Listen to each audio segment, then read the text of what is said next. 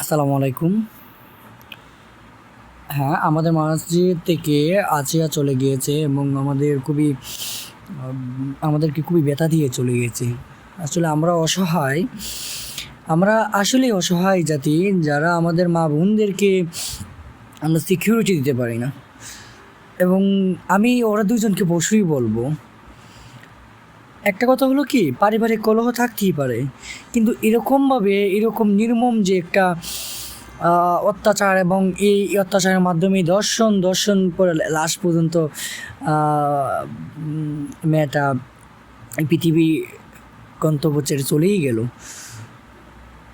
আমি মনে করব কি, যে তাদেরকে যে দৃষ্টান্তমূলক শাস্তি দেওয়ার প্রয়োজন, এটা করা দরকার। না হয় পরবর্তীতে এই দেশে আসিয়ার মতো হাজারো আছে, হ্যাঁ হচ্ছে পদে পদে হচ্ছে, কিন্তু এই হাজারো আসিয়ার মতো পরিবার, তারা নিঃস্ব এবং তারা কিছু বলতে পারে না কিছু শক্তিশালী মানুষের জন্য এবং তারা জীবনহানির জন্য। তবে যদি আইনের সঠিক প্রয়োগ এবং সঠিক ব্যবহার হয়, তাহলে আশা করি যে আমার মা বোনেরা তাদের সিকিউরিটি হবে আর কি। এখন দেশের পরিস্থিতিতে আসলে নতুন রাজনৈতিক দলের একটা আবির্ভাব এবং পুরনো ফেসিবাদ থেকে নতুন রাষ্ট্র সংস্কার, এই ফেসিবাদের যে দূষররা এখনও কিন্তু দেশকে একটা অস্বস্তিকর পরিস্থিতিতে তারা ফেলতে চাচ্ছে। তবে দেশের যে নেতৃত্বে এখন আছে, তিনি খুবই একজন দুর্ধর্ষ মানুষ এবং সব কিছুকে আসলে তিনি মোকাবেলা করতে পারে। তো অন্যদিকে আরেকটা জিনিস বলা যাচ্ছে কি, দেশ পরিচালনার জন্য আসলে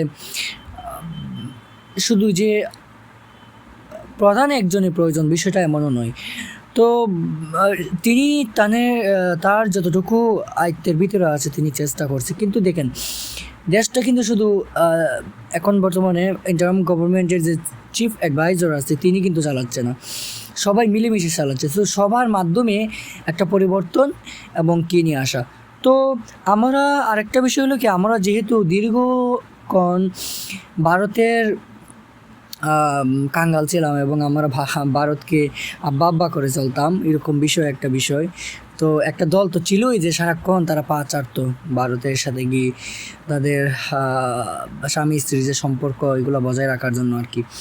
তো এই জায়গা থেকে আমরা যেহেতু একটু পরিবর্তন নিয়ে আসতে পারছি এবং দেশের সরকার যেহেতু চেষ্টা করছে যে নতুন কিছু দেওয়ার জন্য, তো আমাদের একটাই চিন্তা, এখন আমাদের ওয়েট করতে হবে এবং নতুন কিছু পাওয়ার জন্য।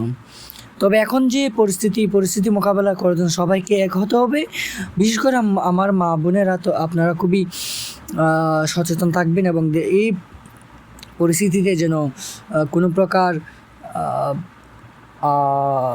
সর্বপ্রকার যে সিকিউরিটি আছে এটা দিয়ে যেন আপনারা বাইরে বের হন এবং আপনাদের ছেলে মেয়েকে খুবই সিকিউরিটি দিয়ে যেন বাইরে বের হতে পারেন। এই কী করবেন, কারণ দেশের এখন আইন খুবই উইক এবং এই দেশের আইন এখনও পর্যাপ্ত পরিমাণে স্ট্রংলি চলতেছে না।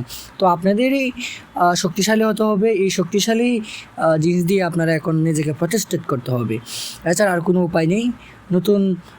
দেশের নতুন একটি অবকাঠামো চলতেছে, তো আমাদের ওয়েট করতে হবে, দেখা যাক সামনে কী হয়। তো অনেকটা পরিবার কেন্দ্রিক থেকে আমরা বের হয়ে আসতে চাই এবং দেশের নতুন কিছু পাবো বলে আমরা এই প্রত্যাশা করে নতুন একটি দিগন্তে আমরা আগাবো ইনশাল্লাহ। সো সবাই ভালো থাকবেন।